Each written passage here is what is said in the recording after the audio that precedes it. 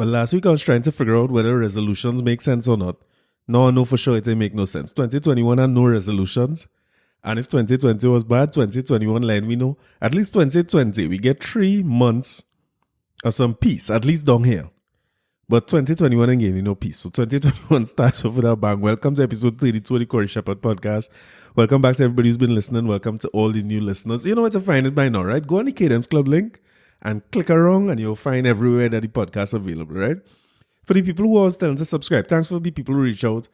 The subscribe link, we'll fix that soon. But for now, it will be a great deal if you subscribe and like it on YouTube, even though I know you listen to it on your favorite podcast app on the Cadence Club.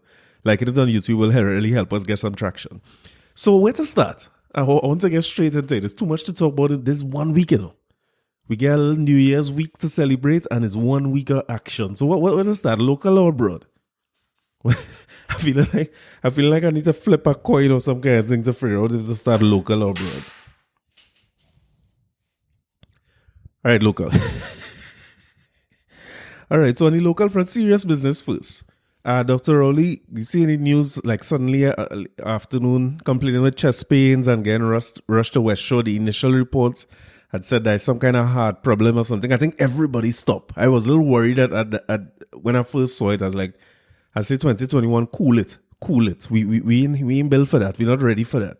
And thankfully, it seemed to be a precautionary move. He gets some pain, and I suppose that is the right thing, Go to the hospital, check it out. But he seemed to be all right, so we want to wish a speedy recovery to the doc. And before I get into the thing, right, let me say that most of us do, as Trinidadians, we're going to talk about the individuals, right? But for the most part as a society, we still empathetic and mature and could feel sympathy for other people and will do and say the right things or nothing in most cases, right? 99%. But as it's always in Trinidad, the problem is always the 1%, boy. So when I see the news, and I don't know why I click the comments under media stories. I have to get better at not, when I'll see a media story on Facebook, I need to not click the comment. I wonder if you can turn off comments so you can see nothing. Well, I didn't.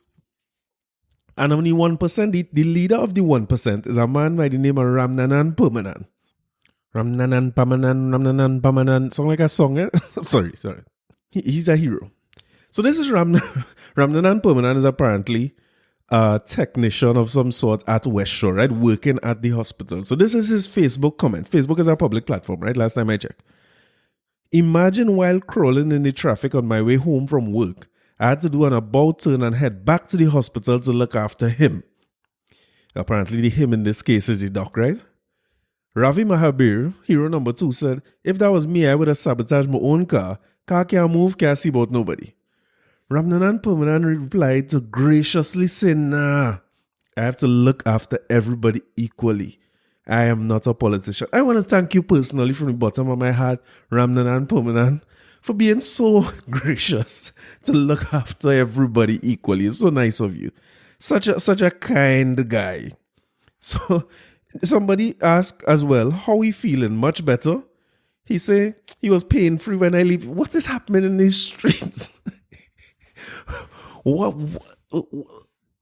I had to meet some of these people personally. Like, I wonder if the thinking is that it's on Facebook, so nobody ain't gonna see it. Like, only my friends will see it. People quick with these screenshots these days, even your friends. Because among your friend list, it go out people who disagree and seeing the foolishness you're doing, and they go and screenshot it, and they might even post it themselves and let it go viral, send it in a WhatsApp group, and it come right back around to you. So now my guy is suspended. I believe they also said that Ravi Mahabir is also somebody who works there and is also suspended. I could be wrong about that. I got to double check that. But they were sure say people under investigation and they will make a judgment based on whether there was a breach of the confidentiality I guess clauses that somebody in healthcare should take and would take before they go there. And the hospital must have those policies. Because I think, the thing about you running a hospital, I hear the CMO so many times during the press briefing when they were asking initially about well, what were the comorbidities, what the person had when the initial COVID deaths, God bless everybody, soul would have passed from COVID. But the initial COVID deaths, they were asking, reporters asking questions. And his response was always, we take patient confidentiality very seriously, so we can't give details. They never ask for the name of the person, but they ask things like what area they're from. I think that's a relevant question to COVID spread. What were the comorbidities or what kind of things the person had? That's a relevant question for anybody else to safeguard themselves. But the man's standard response up to now has been patient confidentiality cannot be breached. We can't give any details about our patients and things. So why are you giving updates on who paying free and thing on Facebook? Is like what going on here? I don't understand it. But all that said, I mean, is really just a small amount of people. And listen, Facebook and thing is be going wild because I see another lady singling out this woman. They had plenty, yeah? You want to say plenty? 1%. But the comments was loud. So Jenny Lal Bihari, I'm sure her Facebook page is shut down and deleted and all that and it get hacked. But she said all that excitement about Rowley getting sick and in West Shore, I will be excited when they admit him into Belgroves or something. Now that's thing to rejoice about. Hashtag I said it. Hashtag who vex suck your mother. I trying to figure out where these people from. Like, why would you say something like that? What is you have in your heart so that you find that is a good idea? Somebody's sick. Forget who it is. Forget if all his friend or his enemy, wherever it might be. Forget who political side of the divide and your ketchup or your mustard. Or, you find that was a good thing to post. Like you wanna put that in the public space, but apparently you could say what you want in this country. It don't matter what you say because I ain't hear nothing about Dr. Sow in a while. What about Dr. Sow? Dr. Sow, I want to know what happened with him because he say what he say. Everybody know what he say. And I think I had a whole episode about what he say, a matter of fact. I never hear nothing from the medical board as to whether he working or he not working no more. Or I'm not sure what happened with him. All I know is they said it was under investigation and then we didn't hear nothing else. So, Ramnanan Permanent, I would like to know what happened with you. I want to know if you're going to get back your job and you have to be seaboard people and you have to remind yourself and the public from time to time that you are not only political, you are not a politician. So you have to see about all the patients. I kind of want to know. I kind of want to know where that story going and what happened to you overall. But all in all, the doc is a healthy guy. The doc is I always admire how fit this man is look at. I think he's in his 70s now. The man he's looking better than me for sure. Playing better golf, fit and young looking, you know what I mean? The man in the game. So I hope you're healthy and everything is good and we wish you a speedy recovery. So talking about people who don't know how to act. The biggest story internationally now, we had to get to this guy. Donald Trump is on the way out. And I really find it strange, to be honest with you, that since he lost the election, that nothing happened. I've been back and forth with my father saying, listen, this man going to cause unrest. He's going to try his best to make a bang when he go out. He's going to deny any attempt by anybody to hand over anything. But clearly, people tell him to behave until we settle Georgia. Let me see what has happened there, because if you act out before that, we ain't got no chance in Georgia. Well, they didn't have no chance in Georgia. Georgia went blue. And as expected, it's a good thing they had that because we would have got about 3 months or 2 months of that. But luckily, we only had 2 weeks of it to face. So my guy went and have a rally. Now, think of what a rally is, right? If you're having a rally, when you say rally in Trinidad, at least it's a political rally, right? So when you realize the thing that in your favor, the first thing that came out with Trump was recordings of people he talking to in Georgia and basically telling them, find some votes. They had to find a way this illegal, what they're doing. And people on his own side is like, Mr. Trump, we can't do nothing. He trying to tell you, boy, Pence, listen, overturn that. Pence say, boy, my hands tied. I can't do nothing. It's a holdover on. They put me as a caretaker. I can't do nothing that beyond my power. And he starts to distance himself. When you see your close partners, that's the thing about politics, eh? You could be friends and, what boy Pandey used to say? politics have a morality of its own. Well, that morality started to swing. Pence started to head in a different direction one time. Pence say basically not me. Pence, right now, Pence leaving him on red. He ain't trying to hear what you have to say and trying to help you or nothing. So it starts off with that. And then rally come and happen. And it's like youth now is telling, is a dog whistle. In the rally telling people basically storm the Capitol, stop the count. You remember the stop the count chant they was doing outside the electoral offices? They went back to that same kind of narrative and basically saying storm the Capitol. These people trying to steal power. And I mean, there's many things that you could say about that. Because let me not pretend like it's not in the best interest of a political party to steal an election. If any political party, local or abroad, have the chance to doctor an election, they stand to benefit greatly. Now, I don't know if anybody would attempt to do it. We've heard accusations. We hear all kind of things that are being said about interference in elections. But just keep in mind that is in the best interest. It could benefit our party greatly if they could control the outcome of the election and nobody do final. Keep that in mind. And the question I have is, if that was to happen, what should be the response?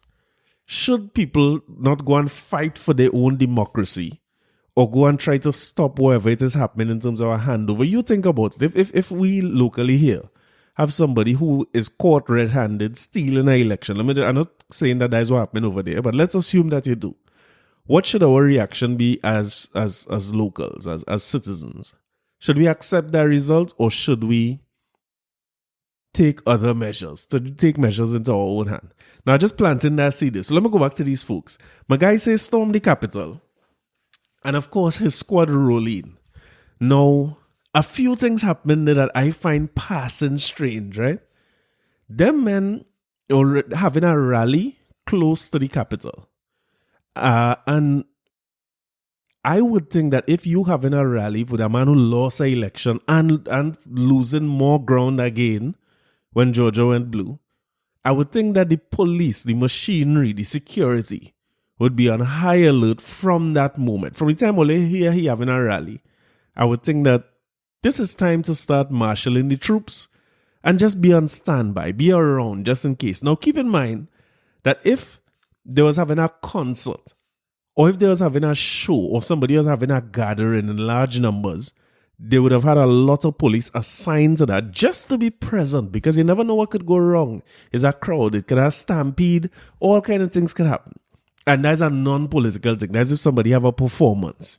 You would have police there anyway. But with this rally, you have police and thing. The little bit of police I seen while this rally going on, and they're showing you clips of it, it done strange already. And then, of course, when they storm the building, you're seeing clips after that with police pulling barrier, police letting people go through.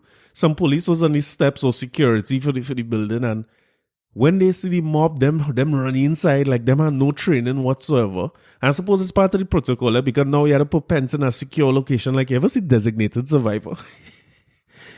The band has something that they have in place for situations like these where you protect the main guy. But he seemed to be the only one protected from the images we see inside, because the people inside was frightened. Men started ducking under the desk and thing like it's an earthquake. Like, nobody knew what to do. And it's a real mind-boggling thing to see the country with the mightiest army in the world, who is stormed different countries and has so much technology when it comes to warfare and weaponry, and the presidents, all of them, they talk so big about they kill this one and they assassinate this one, and they Bin Laden, and they caught what the man named Saddam. This same group of people just allow people to walk in, just roll in the building, just come through. Now, it reminds me of 1990, like a baby version of that, because 1990, I think we would have realized that our parliament building was too easy to access. Although, in fairness, Abu Bakr and these men started to shoot from early, because they wasn't coming into that building just like that. But in the States, in this place where everybody have gun and everybody like gun, how much time we talk about that here? It seems as though it's a matador effect. Everybody just rolling. And the people it seemed to be orchestrated but not well planned. Because by the time I hear what was happening and I tune into the news, I seen people climbing up a building that nobody's stopping them from going into. They trying to climb up the side, a man fall, and people walking up these steps and heading in the same building is the strangest thing I've seen. But in the midst of all that, one policeman, I'm not finding much information about who he is, but like the mob get to him and boy, that man release her round and a woman was shot and eventually she succumbed to a wound. So God bless her soul. You don't want to see nothing like that, but you really had to ask yourself like how you end up in that situation. Why you thought this was a good idea?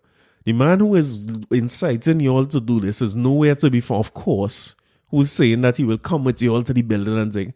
All you know, he wasn't coming, and if you all thought he was coming, I don't know what to tell you. But I mean, it's not the smartest bunch of people I ever see. And the reason I say orchestrated and not planned is because somebody had to come and tell me, somebody from heaven, from hell, somebody from somewhere had to come and tell me, listen, the police wasn't a part of that orchestration to just let people go by. I don't believe it. There's nothing that could make me believe that story.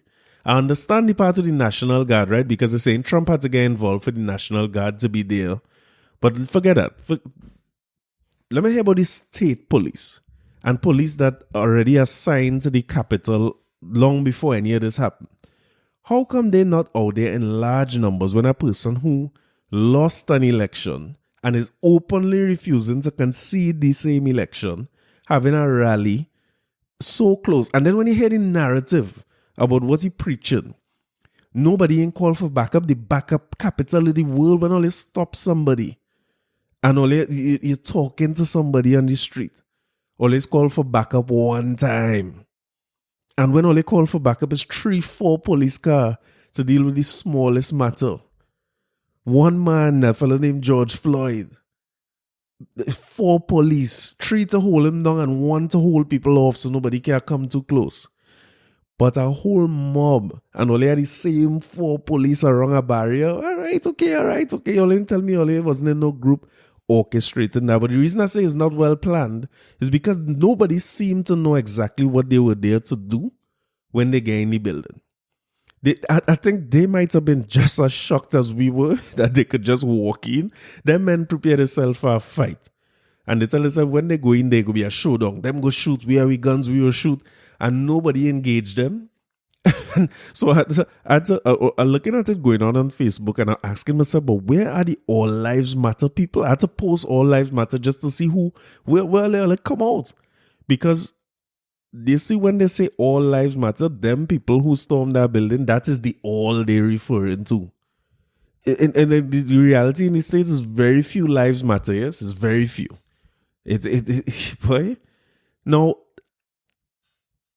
a lot of people were saying and comparing it to an incident that happened with Trump where he had to walk by the church. Remember when he walked down by the church, the Bible upside down and he do his thing? Them men like with tear gas, rubber bullets, just to clear the way for him to walk by what were largely peaceful protesters. If you listen to the All Lives Matter folks, they will tell you how violent that protest was. But you do your own research about the BLM protests and observe that they were peaceful in the great majority. And a lot of the ones that got violent, they were able to show where people who were not a part of the movement were breaking glass, breaking storefronts, looting, setting places on fire, just to give the movement a bad name. Largely across the states, the BLM protests were peaceful. Go and ask Tommy Lauren, she will tell you something different. But in that peaceful protest, when Trump had to walk across there, Trump make sure, they had National Guard then. They had National Guard at that time. When they went to protest at the Capitol, they were National Guard blocking the whole steps. The pictures circulating on social media. But think of this, and this is why I'm saying that the police involved, implicit, the part of the plot, orchestrating of this thing and everything. Because, let me flash back to a long time ago, you know what I mean? Let's talk about a long time. I have a fellow named Martin Luther King. You remember him? That man planned a march about voting rights. Now, again, this is about, I want to separate these things, because it's about voting rights. This is the right for people to be able to vote. And what we saw last week was about a man who lost an election not wanting to concede. Two whole different things, right? And I would think that the latter have a greater threat level. That is clearly something that's looking like a threat. A man who don't want to consider election, have 1 week to go or 2 weeks to go, doesn't start a pardon all his friends, and he looking to have a rally versus somebody who voting for, it's not just somebody who is known for being peaceful, marching with people of all different backgrounds and all different religions and all different ethnicities, marching about voting rights, which they were promised at the time, right? From Selma to Montgomery, I checking it online, is 50-something miles. It would have taken the men 5 days of marching to reach up there, right? You know which part they get intervened by, get stopped by police? Them men get stopped by police in Selma. They never get to leave. From the time they reach, that was the Edmund Pitt Bridge, from the time they reach there, police blocked them off and basically set a trap where now you have fewer places to run. They trap them on the bridge. And listen, one of the days they attempted to march several times, but one of the days it get violent and people get beaten badly. You go and check the history. Point I'm making is this. A group who fighting for black rights, similar to what BLM protesters were doing, and different time and everything, but they are beaten for marching where voting is concerned. And the beating and thing is what I want you to focus on is 54 miles from they were going to the state capital in Montgomery. 54 miles, them and the travel. 5 days you could plan for what you're going to do with them. You know when they get stopped? In the first few miles on day 1. But you're trying to tell me that some people who protested and they trying to reach a building that they could see from the rally, the building right there. And the rally is about not conceding an election. And it's said in the rally that we're going to march and protest outside the Capitol building. That don't mean nothing. No, that ain't song violent. That's song within all your rights. You could march and protest. That's song reasonable. All I'm saying is, why is there not a real strong police presence? Just in case. Just in case, because Martin Luther King tell all we marching and have non-violent, peaceful protests about only stop him in mile 1 on day 1. But these people could go all the way into the building. And apparently Pence gone into a bunker and every man at a boy, listen, every man had a fend for themselves. Pence, wherever the protocol is, they get rid of the heat, they put in a bunker in a secure space. Nobody don't know how to find that space. But everybody else in that building had a fend for themselves. Everybody just get low. So all in all, gratefully, I mean, I'm sorry that somebody lose their life. I think it's 2 people who eventually lost their life. I sorry that happened. I mean, I don't wish bad on nobody. I wish that she didn't have to lose her life like that. I think somebody else fell to, boy, real unnecessary. I think you all walk into a trap there. You play yourself as pawns in a game. I know even worse, I mean, nothing worse than the person losing their life, but when you look at what happened days after now, protest done, you had to go ahead on your own way. Not much coming out from Trump in terms of, well, I guess he can't say much. The social media people get rid of him. It looked like every social media platform called one another and say, boy, here, we had to ban this man. And I hear him talk about impeachment. Something came out today that was odd while I was going through this. I saw a release from the U.S. State Department saying that the 11th of January was Trump's final day. So I was trying to figure out if it is because I was hearing talk about impeachment and they were trying to remove him. I thinking, boy, you just have a week. But somebody tell me, nuclear codes or you don't want him to go further than he going now. I think the issue now for me is less so Trump and more so his supporters. Unreasonable, irrational people who looking for action, who bow down action and they're looking for a fight. But the U.S. State Department came out and said it was a disgruntled employee who changed the man end date. And they did the same for Mike Pence. So I suppose that we go into the 20th and I don't think the inauguration going to be smooth. Trump supporters seem to want to cause chaos or cause disruption as much as they could. So let me see how it goes. My partner tell me there are too much ex-presidents and them kind of things there and Trump not going to be there. But I'm sure on the 20th, Trump is going to do something. I don't know if it's a rally. At that point, he out of power. So I don't know if it's a celebrity apprentice season, what it might be.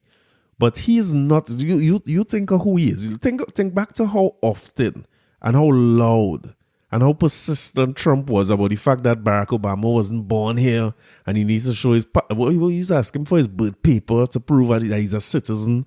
All kind of foolishness, unsubstantiated nonsense. This guy is not going to simply have a calm week between now and the 20th and let everything blow over smooth.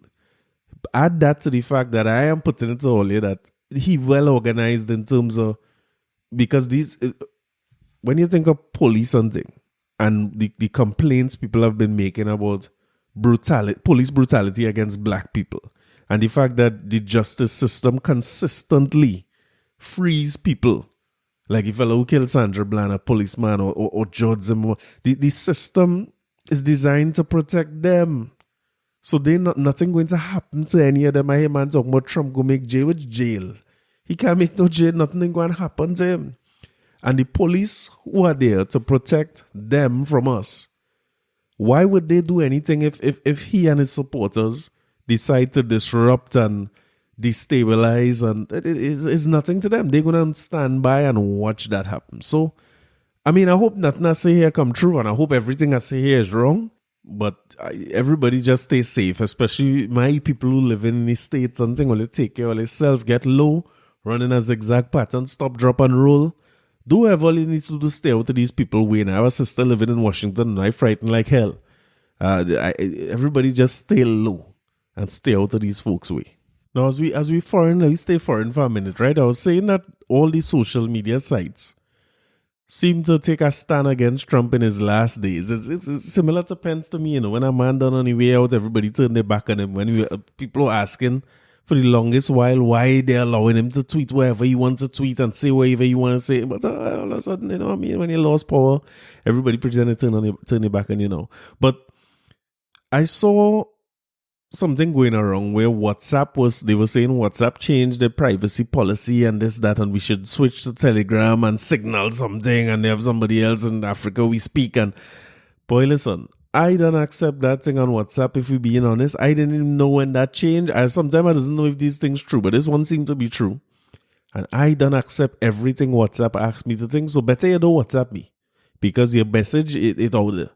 But they say WhatsApp and Facebook and these folks are, it's WhatsApp, Facebook, Instagram, right? Zuckerberg, basically.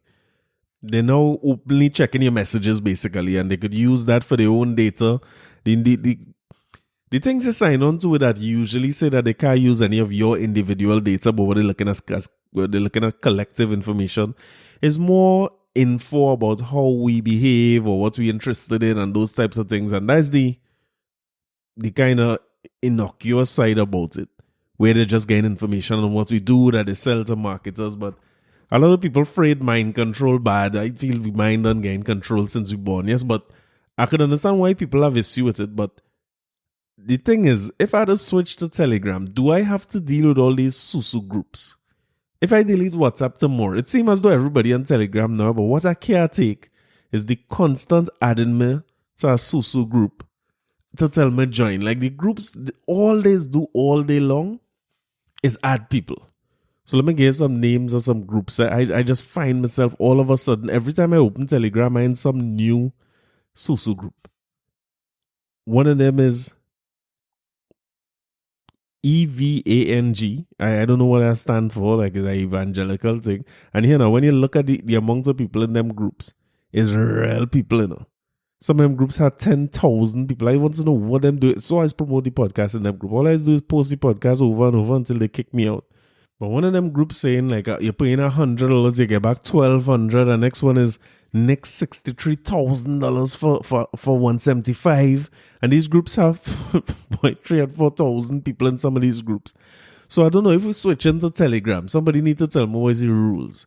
How it is in Telegram, people could just add me to groups and I don't even know when that happened. Somebody help me with technology, because I'm willing to take this step away from Zuckerberg that everybody talking about, but I need to be sure about where we're going, because I can't have 3 and 4 and 5 of them messaging apps. Because me ain't go check none of them things. I really get old, I can't manage it. I can't keep up. But the nice thing about it is, between what's supposed to be private in WhatsApp groups versus what's supposed to be public in Facebook and Instagram where everybody could see, it's kind of make me wonder this. If people like my partner, Ramnanan, if that's what they're putting on Facebook, we feel them first so was in WhatsApp groups, but when they show it private, because I mean, maybe you could think that among your friends you could say whatever you want on Facebook, but that's starting to prove to be an issue. Imagine what being said in their private groups. And one of the things that like talking about COVID, a lot of people talking about they don't want to take the vaccine. Some people saying it's for health reasons, right? And they don't believe in vaccine. But you're hearing people saying that the reason they don't want to take the vaccine is because there's implanting some tracking device. I was like, listen, you giving them enough data to track you anytime you want. We keep our phones and we do everything with our phone. Our whole, like me, my whole calendar on my phone, all my reminders, is smart home thing, everything connected. So I pretty much accept that I get tracked already.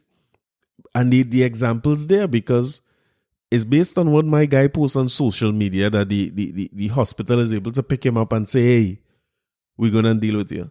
And it's the same thing with Trump folks, because all of them who stormed the building and did this and did that. And I want only to go and check out no-fly list, hashtag no-fly list. Look for it on Instagram, Twitter, on Facebook. Just Google it if you want. They create a no-fly list, or the people on social media hashtagging this thing no-fly list, because the people who stormed the building, coincidentally, a lot of the same people who saying the same things about COVID and they ain't taking no vaccine and they wear no mask and all this kind of thing. Those same people somehow are shocked now and in an uproar and in a rage when they end up on a no-fly list, because they say in the Capitol building, the technology there to be able to determine who are the people who were in and around the building at the time of the insurrection.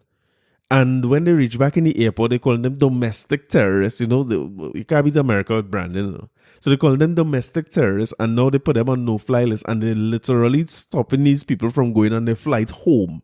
I see one woman, she crying like a baby, because they're basically telling this woman, well, hey, when you do them kind of thing, we can't trust you on no plane, and they're right. Suppose you storm the cockpit. We don't play these games. We don't like that. I want to always stay on the ground if I had to go up there. Only like to storm and thing. Storm a bus. Let me start there. Storm a Uber. Don't storm no flight while you're on. For me, I have problems with all you. They said on the day when they were having the same rallies and the storming of the building and all that, there was a flight coming into Washington where the air hostesses were having trouble getting the Trump supporters to settle down on the plane, because they're basically projecting images of Trump on the thing and trying to tell people, hey, we're not allowing this, we're not taking all your thief the election, or, you know, singling out people. You can imagine you on a plane like that. I give my black cell phone, boy, because you see when these white people fighting one another, like all these white people wear, let these people fight one another. Because when them done fight one another and thing, them just put up the Confederate flag flying on the building and make themselves into a hero, and them thing and put up statues of one another, you know. So we just get low and stay all these people away. But all of them went, just do yourself a favor and go and look up no-fly list, and you'll see how these people getting on. Like, one man outright, they had him pinned down on the ground, and that man bawling out, you treat him like a black person. I was like, hey, I'm glad you know. I'm glad you know what it is. So all the pretending about all lives matter and all this thing, I'm glad all they getting all the thing firsthand, because black people couldn't do that. We couldn't even have a rally. If we was having a rally, that would be a problem on its own. All right, enough of them folks. They take up enough of your time, right? Enough of them Yankees. Let's get back on the local scene. Aka Samaru versus Natalie Logo. Let's see that. Let's see that battle. Now, after Hima Ramki had spent some time before she leave, because she had announced that she was leaving maybe 3-4 years ago. And a matter of fact, at one point she came off the air too, and then she came back on and all that. But they seem to have settled on Natalie Logo as being the host. Now, I used to listen to Natalie Logo since on I-95.5. I remember when she first came on the station. And it's hard to like latch on to her. Largely because, number one, she's Jamaican. She talks in her finest Jamaican accent. She's not trying to change her accent for nobody. So it's a little bit difficult at first on radio listening to a Jamaican talking about Trinidadian issues, and you sometimes wonder how much of it she understands, how informed she is, and that might be an initial assumption, right? But let me tell you this. Natalie Logo is one of the most informed, organized, I don't want to say like reporters or journalists because she's more than that. She's more of a personality because she has her opinion. She lets her opinions be known, and she can handle herself on the airwave. She's not a pushover. By far, she's not a pushover. So I would think that the people at CNC3 know what they were getting into when they hire her because they didn't hire somebody who didn't have a history. She was on I-95 is probably the top radio station in the country still. Definitely the top where talk radio concerned. And she has worked with people who are, I would have struggled to work with them. Let me put it like that. Like she worked with Dale and Tony before individually and together. They have been around for a long. You're not going to be able to play with them. Them fellas know the issues. They have their audience. They have their fans. That's not an easy space to fit in, especially as a Jamaican or a non-Trinidadian. You're not from here and you're going with the two biggest names in radio in the country. She worked with Wayne Chance. God bless his soul. If you know Wayne Chance, he ain't no easy man to push over. John Benoit, Dominic Kalipasad. What's my partner name again? Ralph Maraj, Mariano Brown. These people is not no jokers she work with. And I ain't talking about work with like she timid. She ain't timid for nobody. And she ain't backing from nobody. So I would think CNC3 know what they was getting into when they get her there. And I would also think like, media is go if people on Hema Ramki soon and think that is how it's good. People is take a while to get accustomed if you bring a new person there. Like I remember when JW and Blaze were on Red 96.7 and they left. One morning I turned on the radio and they weren't there. And it's be a struggle to listen to whoever else they put there. If you're a fan of the Blaze and JW show, whoever they put there, it's be a struggle for you to listen to them. And it takes some time, but eventually started listening to Trumpet and Rachel Price and Tim Tim. They had a few different hosts they tried to, but they settled. And then the same thing happened again. When you get accustomed to them, all of a sudden Trumpets and what do you man name Tim Tim disappear. And now it's Rachel Price and Chinese and them. I can't listen to them. I try, but it's hard. But I see Richard Trumpet and them go on our next radio station. I think it's Next 99.1. Anyway, that's aside. It's hard when you switch a host, especially somebody who was as Hema Ramki soon. She commanded her space on that show. She was no joke. You might say what you want about her, but she's no joke. She could be funny, she could be serious, she could be hard-hitting, she could be gentle. She was great as a morning show host. Now, when I see they put Natalie Logo, I say, I said that, all right, that different. There's a big difference from Hema Ramki soon. And the first thing that struck me as strange was when I watched the show. I say, but what going on with Natalie? It wasn't looking like she was ready for TV. It looked like she showed up to work for radio still, TV difficult. I don't do it. I just watching from on the outside looking in it. And to go on TV, you had to have a kind of finish and a polish that I think is only makeup, by lighting, by wardrobe, by all them things that to be put in place for you to be able to show up on TV every day. So the first time I see, I was like, wow, this is different. It's not looking like if that I using the word polish and like what going on with the polish? Like they didn't put the polish on Natalie. But I know again when I listen to Natalie, so I take in the first couple of shows. I can't watch much morning TV, but I like her a lot. And I like her for interviews and stuff because she is, I want to say like hard-hitting but fair. And hard-hitting but informed.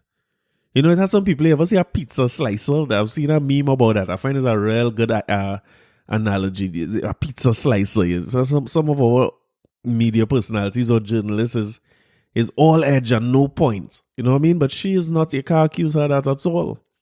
So, thing going along, everything nice. Natalie there. I'm sure Hema fans complaining.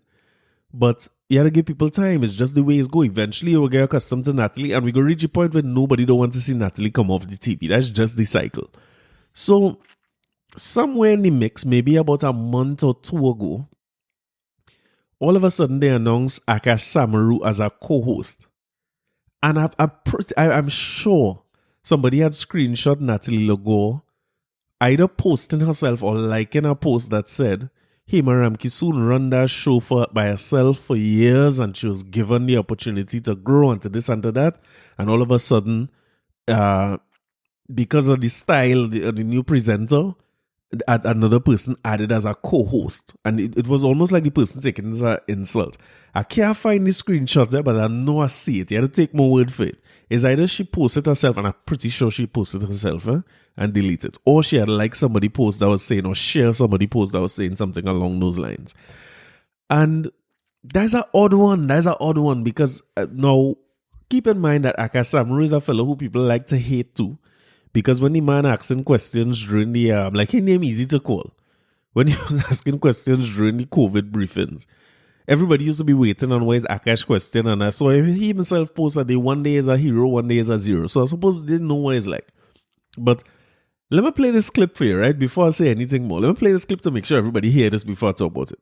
This is directly from CNC3 Morning Brew, right? With Akash Samaru and Natalie Logo. Yeah, exactly, just like that. Like Wessa and Zessa. And I know a lot of you are not going to agree with me, right? But you see what I saw here after the 2020 general election?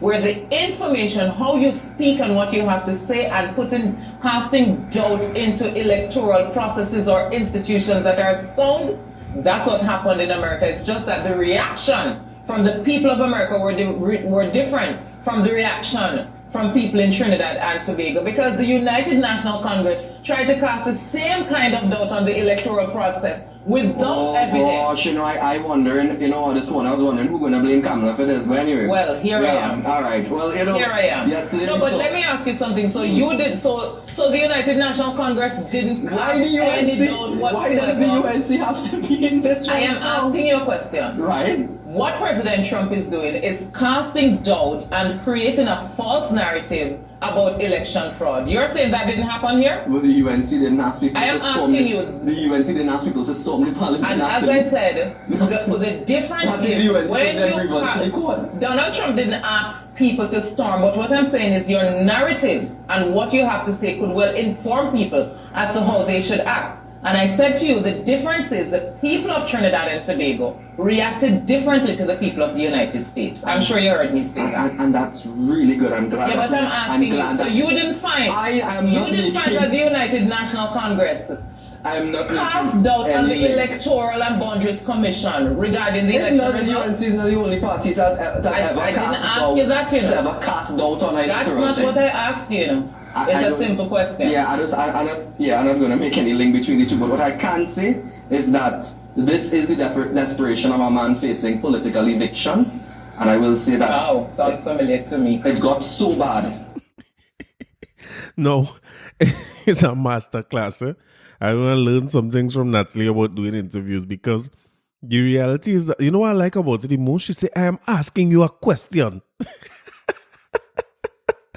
And she never let him escape with that kind of, because boy head and that man started to shake his head. And the thing about it is, when you listen to it, he didn't have to say anything. She said what she said about it. And she was, I don't know that she would have harped on the point. She said that Trump was casting aspersions on the electoral system, very similar to what the UNC was doing. And I think she's one of the bravest journalists on TV, because the only person I want to give credit who might have said that openly on this show, as much as I like to knock him, is Fazir Muhammad. I think there are few people who have the conviction to come on, and I ain't saying UNC alone, any one of the political parties. There are few people who would openly say that about either UNC or the PNM. It has some who on radio, you get them a chance to talk about the UNC whole day. And the next set, you get them a chance to talk about the PNM whole day, how PNM is the worst.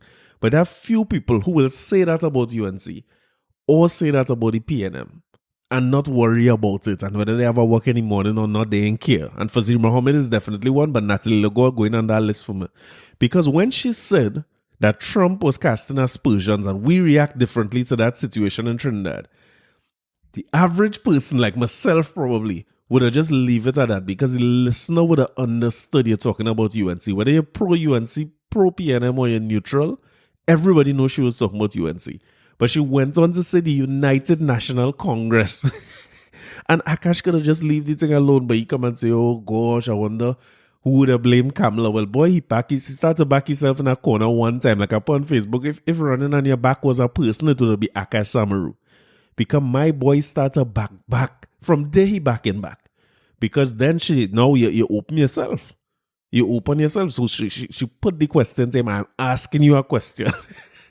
And she never leave it until he answer. Listen, it's a masterclass in journalism or interviewing or whatever that was. That was a masterclass because she pressed him until eventually he say, and if you had to see it, you had to see the clip to appreciate it. Just check my Facebook page. You'll see it on the Corey Shepherd Podcast Facebook page. His body language, that man started to shake his head, he started shifting the chair, he moved his papers, he looked down. He never really catch himself because now he realize he back in a corner because now we have a yes or no question to ask as to what you find the UNC doing that during them elections, and it have no doubt that the UNC was doing anything it took. No, stop short of the violence, right? It was never as bad as what Trump people end up doing. Although, and Natalie was right, it's not like Trump says, go and storm the building. He said, let me head down there.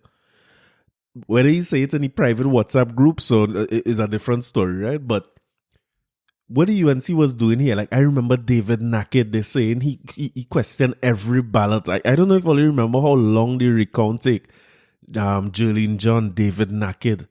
One more part, the name Aloy Hunt. That meant frustrate the process. So my difficulty back then was not the recounts or questioning it. And that's what I was saying in the beginning of the episode. If you feel like the electoral process is doctored or flawed in any way, it's our responsibility, first as the opposition, to question everything and validate what has to be validated. And then as the citizenry now, if we realize that it's have bid rigging or whatever the thing might be, or electoral rigging, I should say, what do we do? Do we stand by and watch that? Or do we do something about it? You get me?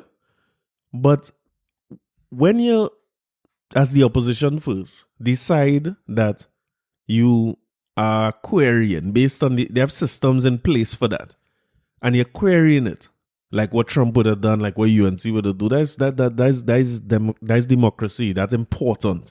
We can't discount them things. Those things have to be done and they should be done. Where I have difficulty is when you're going in there and you're saying, that is not X. This X looking thing, something looking wrong with that X. They say there's a cross, there's not X. You say you can't see. I remember over every day because I'm very worried as a man like the little system of governance we have. Yes, I like when somebody in charge. But I remember Nackett reaching late every day and then saying they don't want to go late. I don't know if people forget these things, but it was clearly an attempt to frustrate the process of the recount, which is a valid process. So Natalie putting it to you now, you're on TV. You ain't off screen or no press conference now where you can sit down like a big boy in crowd and put things up to government minister to try to, you know what I mean, catch people on the spot and have people fumbling. You fumbling and you're on the spot now. And you're back and back. According to Zandali, you're back and back. So I trying to figure out, like, number one, where you raise it for. Because you know you can't offend your political connects. You know you cannot go and say nothing bad about the UNC. You cannot. You cannot offend your political connects. You can't. So you have to shake your head and watch down at your papers and you're going full schoolboy mode. You start to fix your tie and you lean back and you... and I mean, I can't understand why you can't just say, yeah, it was real good that the local population didn't react to that. Or be firm in your conviction and come out and say the UNC was well within the rights to challenge everything and question any system in this country. Because if we can't question these systems, we're not in a democracy. I expecting you're accustomed to rules. You accustomed to catch government minister all your bad when only catch government minister all on the attack for the whole COVID time. You had to make about 4 statements. So your question hidden in several statements you make. It's just the style of asking questions. And I blame Fazir Mohammed for that with our local reporters. Because all of them have a Fazir style where it's attack. But what all of them don't have is Fazir level of experience or knowledge or preparation. You get me?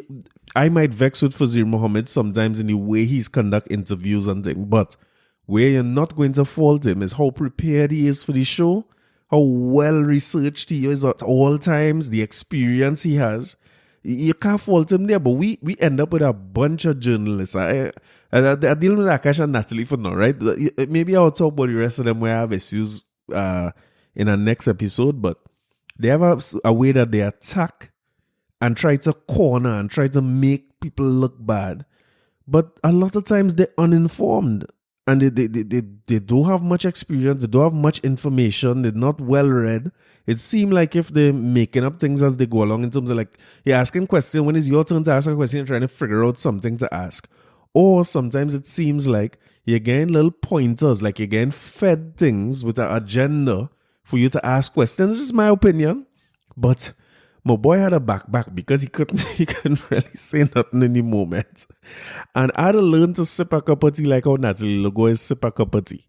Because she pulled up that cup of tea in the end of that interview and started to sip that. And boy, listen, you see, sarcasm is one thing, but when a woman catch you with a sarcastic thing and in the end, and she just listen after he answered the question, because he said he's not going to make a connection between, which he could have said in the first place. If she asking a question, say you're not going to, but he knows that any answer he provide there, he's showing his hand a little bit. And this is where I respect Natalie, and I attempted to put her on the level with Fazir, who's probably the best who doing it there as a morning show host. When like a lot of people who would be pro UNC rail against Natalie tone and calling for Natalie to get dismissed from CNC3, not just this time, but since before then, with everything that she does and she no good and this and that. Those same people was real supporting. I don't know if people remember when she interviewed Dr. Rowley. And to me, it's the same way when she interviewed Dr. Rowley, she is putting questions to him. He's an experienced politician too, so he ain't backing back. But she was in attack mode. And I mean, not unsubstantiated attack. She asking the hard questions is maybe what I should say rather than attack. She asking him the hard questions. And she putting questions to him. And listen, they was in full support of that. They like Natalie too bad because a common enemy.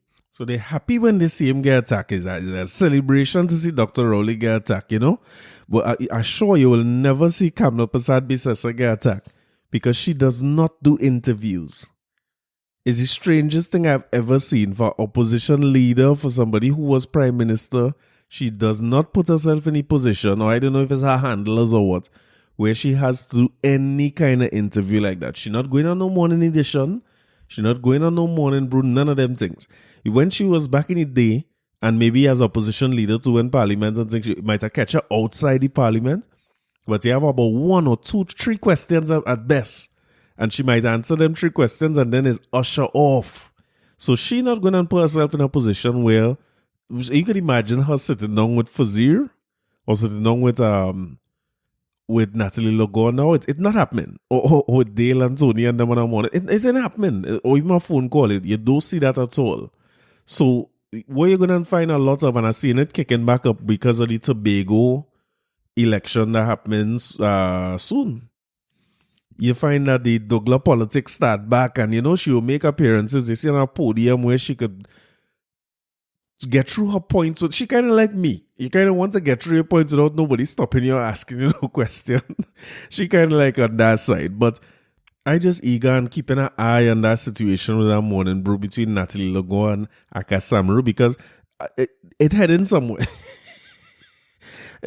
If corporate tell you play nice and the checks right and everything, you know, always go on your work. When you had to work with somebody and they check the money running and you ain't want to do nothing to mess up your job, but eventually, I just keep an eye on it because that's going to be exciting. It's going to be good content for me at some point in time, but I wish them both the best. I hope they do well. I hope they figure out a way to work together and play nice with each other. You know what I mean? Don't ask the man no say the hard question. And Akash, don't say nothing when the woman asking questions. Just read your papers, man. All right, so what's happened this week? Now, it's more about what didn't happen. Because I think I put myself in a depression. Because the idea I had here was to come every week and talk about all the fete what we miss. And now, if you know me about Carnival, as a fete, man, I play mass and thing too, but nothing don't beat a fete for me. A fete better than the road. Although the road is like one long fete. The road hard to beat, but as a fete guy, even if I don't play mass, I can't let a whole season pass where I ain't fetting. If I ain't play mass, I ain't play mass. But if I ain't get a fet, it's sad. And I'm feeling sad in my heart. So I decided to pull up my old 2020 Carnival calendar and look at the dates every week that we would be missing. Or that we miss, or that we would be in then if we was still having a carnival. And the first thing I pull up is the 11th last year. It was Black to Blue. Illusions. I started to feel sick in my heart. I don't know what I put myself through that for, you know. It sounded like a good idea when I came up with it. I said, well, it's good content for the podcast. People might like to know what is the events we miss every weekend and thing. But the first thing I see is Black to Blue, you know, boy. And that thing hurt me. I say, oh God, boy, look at what we come to now, boy. That man, it's just nothing. I suppose the virtual fets, I saw Second Star and them do the virtual event. And you know, the thing about it is that man was getting some traction. Them was attracting the youths with doing them little, I don't want to call them mini concerts. They only getting called that because of how big things like Marshall Monday and things might be. But them men support one another, had a crowd like Swappy had a show, Second Star had a show, you know what I mean? They had a little circuit of shows. Voice had his thing. So that was a concept that was picking up. And look, they miss a whole season. So Second Star seemed to have done his own in Queen's Hall, and it was a hybrid. I don't know what to call it. It's a hybrid because it was online, but it looked like it had some people who was offline too. Some people looked like there was in the Queen's Hall. So apparently, so I wonder if that means Trick and I'll go get to go do the show in Queen's Hall. But then again, you still can't go here to watch it on TV. It's rough, you know. But I take it in.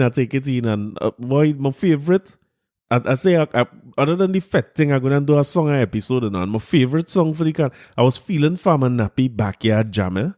I still, I still feeling it. And the whole rhythm nice, but Patrice have a song and that rhythm is making me feel sad to see we missing out the carnival. But that rhythm nice. But you see Ding Dong with that horn in first, that song is trouble. But that is the kind of song where you're going to fete to hear that.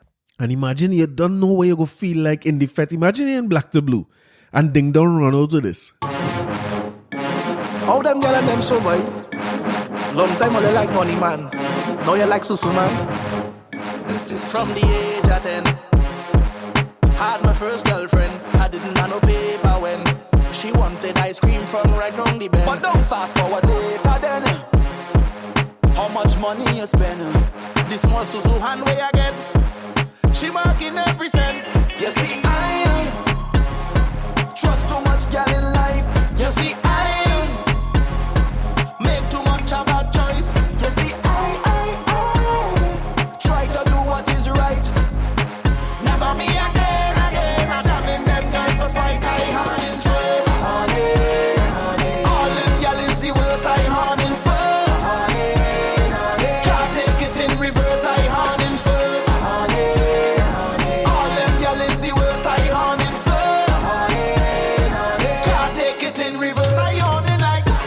Ramnanan Pamanan, Ramnanan Pamanan, Ramnanan Pamanan, Ramnanan Pamanan.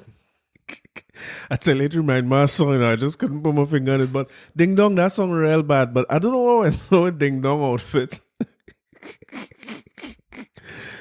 I see a man putting Ding Dong comments, you need new friends. If your friends let you leave home, so we can't. Well, you know. And it was Stinkiest man in the comments is Darren Bravo, basically telling the man we had to do something about your shoes.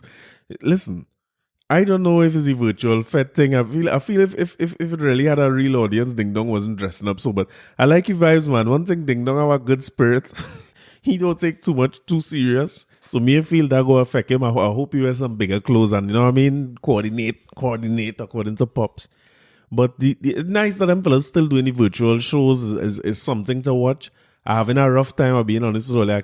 I trying to get into the soca and listen to it and watch the shows and things, but that is a struggle for me, boy. It's like the reality setting in that it no kind of.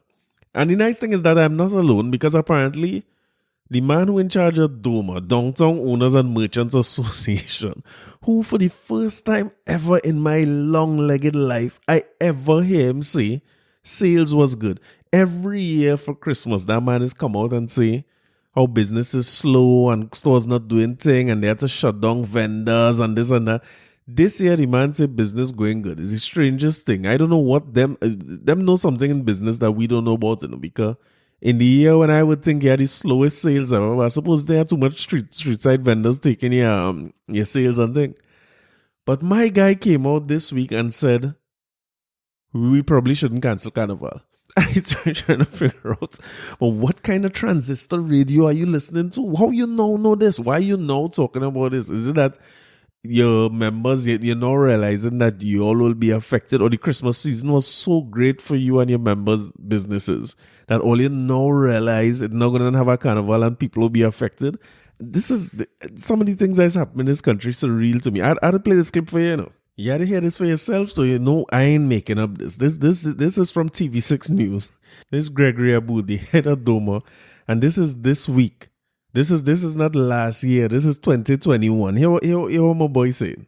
Suggest in advance that I don't think this country should work on Carnival on Monday and Tuesday. Even though we don't have a national festival, we should each be allowed to observe in some way that this would have been our Carnival. Wait, hold on, don't go so fast. I'm confused. The man said he wanted to be known in advance that we should know.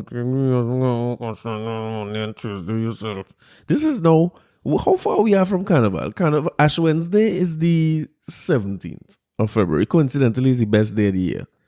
So that means Carnival Monday and Tuesday would be the 15th and 16th, right? Today is the 12th of January. We are about 1 month clear, and this man is saying he wanted to be known in advance that we shouldn't work the Carnival Monday and Tuesday. I wonder if he talked about his staff and thing too, you know? We could all at least remember that there is a carnival still to come. Gregory. What do you mean by remember there is a carnival still to come? The man said the carnival cancel. I don't understand the words that. I wonder when he find this out. When did this guy using Marling and Tin Pan or something? When he find out that now having a carnival? Instead of us trying to wipe it off the map. All we're saying is the world has vacated the carnival stage. Pal, I don't know where people getting this idea that the world vacated the carnival stage. I hear people say different forms of that all over the place where nobody having a carnival. And I'm not suggesting that we do this, right? But just keep in mind that on the same, what we would call Carnival weekend, which would be the 13th, 14th, 15th, from the 12th all the way to the 14th, would it be Carnival weekend? Miami and them have a whole thing going on with Fete in a Bubble, because remember that Miami everybody missed their Carnival last year except Trinidad. So these people going ahead and having their versions of Carnival. So they figure something out. Same thing I was saying last week about Gypsy and them. They figure something out and they have a little Carnival in a bubble. You pay for your plane ticket or you get to Miami, and they pay, the packages include a certain amount of Fete tickets and whatever it is. Everybody who in there in a bubble. You just go into those events. So there's no Rio and no Venice and no Punta Pietra and no Carnival. There's nothing. What? And it's a vacant stage onto which we could perhaps play some of what we know. In a very small scale, obviously, but we could still do something. Right. Maybe a single line profile down Arapita Avenue. Or Gregory, but did you just say the words a single line profile down how much people in this single line profile? What the hell is this? The man basically said, we do a conga line down Arapita Avenue.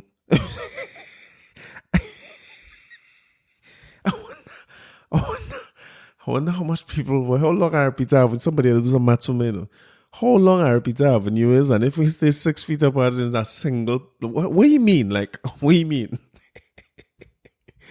I guess it's COVID, you can't jam nobody and think going down the avenue anyway, right? So we could just make a straight line, single file, and march down Arapita Avenue, right? Along Independence Square. Maybe a costume that is 3 foot or 5 foot in diameter, so that we would naturally be spaced from each other if we were to wear the costume.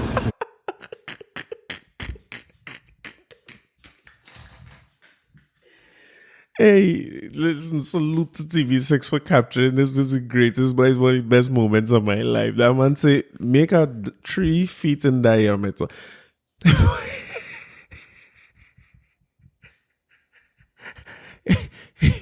If it's 3 or 5 feet in diameter, right? And that means we naturally 6 feet apart. Now, you're much wrong, because if it's 3 feet in diameter, it still has to go around your body, right?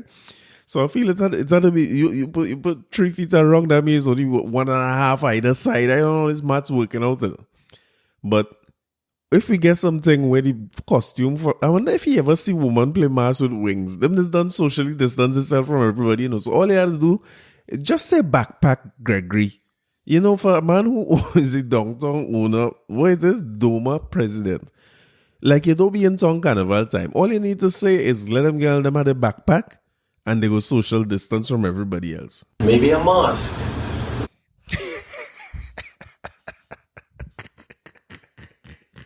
I can't do this no more, This episode, listen, only this episode done, My guy said maybe a mask. They thinking about this in January, like middle of January, when they do the done a Black to Blue already. Like second start done a show and fete with people. And they now coming up with these ideas. So when it was announced that Carnival was cancelled, all they thought they was joking. All they thought, I don't know, boy. You take so long to come up. I was saying last week, Gypsy could have spent 5 minutes to figure out how to do some of these things, but maybe we needed more than 5 minutes. That no one has ever seen before. Come now, man. This is good. I can't do this. I can't do it. A mask that no one has ever seen before. All right, this is innovation. Let me not fight him, right? It's innovative. But one thing we are sure about is that if we do something, anything, that the world will notice. Yes. Doma has 5 recommendations. A unique limited edition, 3 feet diameter costume that by definition would keep 2 masqueraders at least 6 feet apart. A moving parade of reduced numbers, which carefully supervised would maintain social distancing and because of reduced numbers would be allowed to move freely through the streets. A moving panorama competition, judged on the move by judges who are... Wait. I'm moving on the move panorama competition that will be judged on the move by judges. Is the words that this man is saying in this. It's January. And I don't understand. I'm trying to figure out that too. Because I was thinking panorama is one of the things that, we could come up with ways to do that pretty easily. I was really thinking, to be honest with you, that they could have let the pan sides do the arrangement, social distance in the pan yards, do a smaller version of the side, so that people find out from one another is music. You will hear it, you could play. And I was thinking that they would do like cameras that they could go to Despa's pan yard, record what happened, and put that out as a production. But maybe they could also do moving pan bands that move in with judges that judging. Also moving on platforms and including a rearrangement of pan so that the sound effect is not diminished by the requested social distancing. An open-air calypso tent reminiscent of the very geniuses of calypso who sang under a tent with all applicable seating arrangements and a distancing employed with all safety protocols applied. You know how annoyed that reporter was to read that? She is so professional. Listen, there's 3 people who could do this. Yes, because that's so professional of her to read that and be serious. I wonder how much takes for her to get it. The man said we could do an outdoor calypso tent under a tent with a tent so that people could do what they do in a tent. And that was also one of the elements. I was talking about that since they announced Carnival cancels. Like, we have so much elements of Carnival that could be packaged differently, reimagined, delivered in a way that could have international appeal, local appeal, something that people could value and cherish long after we go back to some kind of normalcy. And the Calypso tent seemed to be such a simple one. It's a band and a man singing. Like Kes is showing all their Calypso tents. He done do it twice already. One for Independence and one for around Christmas time. There is the same thing. It's the same kind of version of a Calypso tent. It's like, where are they coming up with these ideas? The creation of a unique Carnival COVID mask. Abood says comparisons with other major carnivals that have been cancelled throughout the world will only prove a special TNT brand of intellectual impotence. He is therefore calling on the authorities to rethink the decision to cancel Carnival 2021. I'm not saying that we should allow a Juve morning celebration. I'm not saying that we should allow a mass crowd of people to gather the way they did at Maracas and Tyrico yesterday. I'm not saying that. What we are saying is force them to wear masks, of course. Right. Make them wear a costume that is 6 feet wide or 3 feet wide, so the two costumes together force us to be 6 feet apart. Right. Do something within the guideline. Nisha John Mohammed, TV6 News. Nisha John Mohammed, you're a boss. Nobody can tell you no different. You're good, because I don't know how you read that so serious newspaper. It's the best it have, yes. So yeah, we will get some wide costume. You know what I mean? Get some costume with some big circumference, some big diameter, as my boy say, and keep people away from. I think it. What are you talking about? The thing I'm struggling with more than just the ideas, which the ideas will just songing either very very obvious or very very weird. It's like, how come nobody wasn't when they announced that first, y'all didn't reach out or say something at the point? Or is it that we just conceptualizing stuff and trying to figure out what could really be done? And I mean, I wasn't even thinking as far as putting people on the road. Like, I hear some people who are suggesting the carnival bubble. So people either, you reserve hotels where people could go play mass or do whatever in isolation. Yeah, that's real tricky to control, because that would mean that you as the band, let's say tribe, you have to make sure all your masqueraders stay with the band, don't stray, don't get close to spectators, go back to the hotel after and not go back, you know what I mean? And on the lunch stop, man from tribe like to stray across by you, must see what it have over there, meet a friend. I don't know that would be real hard to manage. So I wasn't even thinking of that too much. We as a masquerader, we could take the pain and not being able to go on the road, because I wouldn't go in a bubble.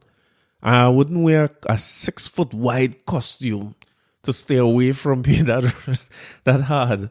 I go and dress up like a whole Hussein in the road and all that. I don't. That's a lot. But I'm thinking, like you say, you know what I mean? You could do panorama. You could do extempo, all the calypso competitions, chutney. You could do soca monarch. There's so much elements of our carnival where the viewing audience is much bigger than the participating audience. Even the recreation of the Cambule riots, those are all things that we could do, get small groups of people who are going to be a part of that tested, get them screened, let them quarantine before going in, quarantine before, when coming out. So create the bubble for performers and put it out there, and king and queen competition. We could get each one of the bands to do a costume and a king and queen and package it, package it for the purpose of streaming or online viewing or TV viewing. And it's so odd. And I mean, when Gypsy and they said that they will do, what they're going to do is create a lot or release a lot of footage or create programs of old carnivals. That is welcome. I find we don't do enough of that. Our music, we just have this microwave music thing where a song is a big song for a year and then you can't hear it again at all. It's only the top 5 songs of the year before you will hear. We need to stop doing that. But at the same time too, we had a real good opportunity, or have maybe a real good opportunity, to do a full carnival this season while everybody in the world who love carnival. And I'm saying that with people who have never been to Trinidad Carnival. They love Notting Hill, they've been Miami, they've been Toronto, they go on Caribana. All the carnival lovers all over the world suffering. You have an open audience who would love to see something, you know what I mean? Be a part of something, experience something. And Kes and they, as private and I suppose trending, they will take advantage of that as business people. I saw a picture earlier in the season with Hoppy, Jules, Dina Kid, those promo Private Ryan. They seem to have something planned or doing something. But it's like our bodies that I haven't heard anything from Panther and Bago as to what they're planning to do, if they're planning to do anything. But NCC say that is it. So I guess Gregory Aboud has some of these solutions. So we should be good to go there. I think based on his ideas, if we implement those ideas, we get some white costume and these things, we should be in a pretty decent place. Now, last week we talked about No Man's Land and the same kind of thing happening to Tyrico again. I see Dr. Hines back in the papers talking about cases on the rise. I mean, boy, some chances people taking. The thing about this is human nature, and I keep telling everybody everybody fed up with it, and everybody taking chances and a little more liberal than we were collectively when we had first started getting cases locally here. But I think with a new strain out there, and I see Gary Griffith saying as much as Nokim, he said they're going to increase patrols and try to stop them things. And when I saw the video in Tyrico with people partying on the beach, I get a better understanding of what he was trying to say as well, because it is difficult to figure out if it's one big fete going on or if it's plenty people on the beach. But to be honest with you, I don't know that if I go in on the beach, if I head up Tyrico or Maracas or wherever, and I see that amount of people, I will probably turn back or go further until I reach Blanchishes. I go until I reach a beach where I don't have too much people, because what it making me wonder is not, forget the collective thing where the society and putting everybody at risk and cases going back up. Sadly, I just believe that will happen, yes, because everybody can't stay cooped up forever and people going to take chances. But it makes me wonder, like, personally, like that, it's embodying you, like when you're among them people and all your partying and things, you ain't feeling like your throat scratching every time I wrong people, and every time I do the wrong thing. Like I keep saying, I put on weight in this COVID because I'm eating things to see if I could still taste. As I go around anybody and think I come home and eat everything and make sure I could still like waking up any hour and eat to see why it's tasting and why it's tasting. So it kind of making me wonder, like, is it that we have so much people here who are the COVID not real people? Or, they don't need no mask and they don't need all these things? Is it that we have like plenty people who thinking like that? Or is it just like me, when you drink, you're forgetting about the COVID thing and you're going to hug up people and thing? It make me wonder, boys. It's a hell of a thing.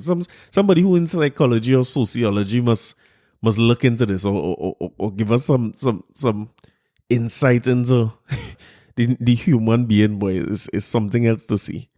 So I, like you, will continue to look at it and see how, when incidents like these happen and you're finding more parties popping up, how the cases rise, because I think the president of Duma understand what he mean, and I mean, he wasn't going to work Monday and Tuesday anyway. But a call like that, as much as he trying to find ways to do it safely, is a tricky thing for somebody in his position to put out a narrative out there that we should still be doing something for Carnival after the call for cancellation is made and settling in people's mind for months. Because that's kind of like, it's almost like you're signaling to people to do something. I ain't sure if I'm putting that the right way, but when you say things like that, it's almost, I feel like you're encouraging people to do their own thing. So if I make a white costume, I could come out and you keep hearing rumblings of events that happen. I don't know if you're hearing the same things I'm hearing, but you're hearing rumblings of down the island party and on more no man's land things and things where a little harder to police and harder to reach. And it's going to happen. And I do feel as if, like Farmer Nappy say, plenty backyard jam will go on too. And people, it's just more and more chances we taking. So I find it's such an awkward time to come. I mean, the message itself awkward, but the timing of it is something else too. So as the Mr. Imperfect, I'm imploring to everybody. I know it's Carnival season, all of us missing the Carnival. But I feel like if we just sacrifice one Carnival before it turn out to be 2 and 3 and 4 Carnival. Because when people would tell me about a new normal, remember how resistant I was to that term, but I'm starting to accept that nothing in change between 2020 and 2021. We still in the exact same situation. A vaccine is on the way. I don't know if you're all following the vaccine thing, but you're seeing more and more people in the States in particular talking about getting the vaccine. So as a country who will get, sometimes a movie come out in the States, it used to come out long after in Trinidad, as a song come out, you're hearing it long after down here. It kind of like that first too with the vaccine and medication. But I feel like that gives us the opportunity to observe what happened in other countries, because they're saying that while they have the vaccine, they're still encouraging mask wearing because they might be able to protect. It's to protect somebody else who didn't take the vaccine and they might still be able to spread.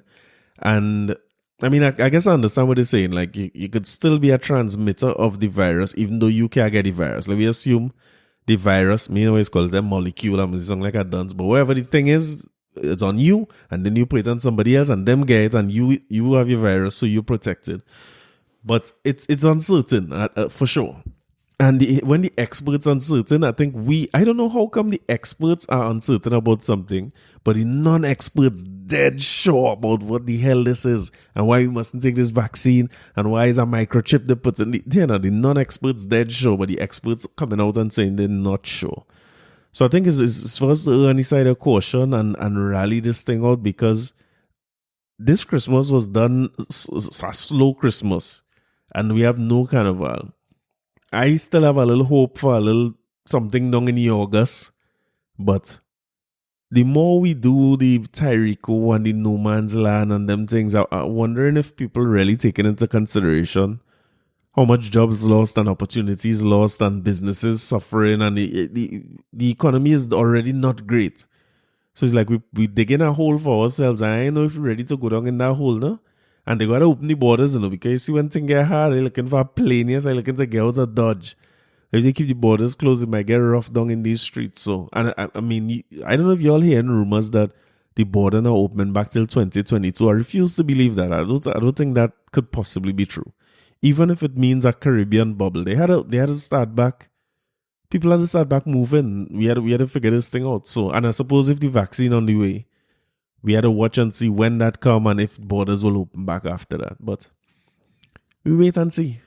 So I mean, apart from I have written down here to talk about these issues. Like again, it's the same thing I'm talking about over and over, and it's just who we are as a society with one woman being murdered this week and the next youth man, young girl, I think it's 22 years old, a geriatric nurse, and this man beat the woman with a hammer. It's like, what going on? I don't know what's going on with men in our society, but I ain't getting into it, I'm leaving it right there. You all know what the story is, and we ain't gonna come out of that till we start addressing it in full. So when I have somebody else on to talk about that, we'll talk about that. But until then, see you all next week. Thanks for listening.